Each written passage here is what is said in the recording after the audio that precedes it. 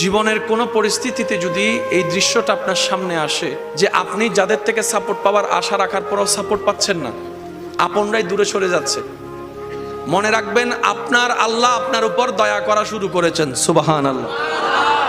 ওই বিপদ থেকে আপনি যাদের সাপোর্ট নিয়ে উঠতে চাচ্ছেন, রব চাচ্ছেন আপনাকে কেউ না করুক সাপোর্ট, আপনার আল্লাহই স্বয়ং আপনাকে সাপোর্ট করতে চাচ্ছে বলেই মানুষকে দূরে সরাই দিচ্ছে। সুবহানাল্লাহ।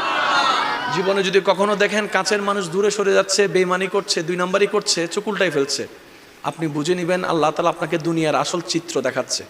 আপনি যেন বুঝতে পারেন আপনার আপন বলতে আল্লাহ ছাড়া, আপনার আপন বলতে আপনার নবী ছাড়া আসলে আর কেউ নাই, আসলে কেউ নাই, আসলে কেউ নাই। আপনার ভালোবাসার অধিকার পাওয়ার একমাত্র আল্লাহর আছে, স্রষ্টা হিসেবে নবীর আছে।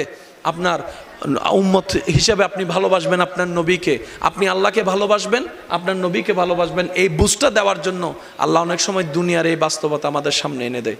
অনেক ভাই বোন, ভাই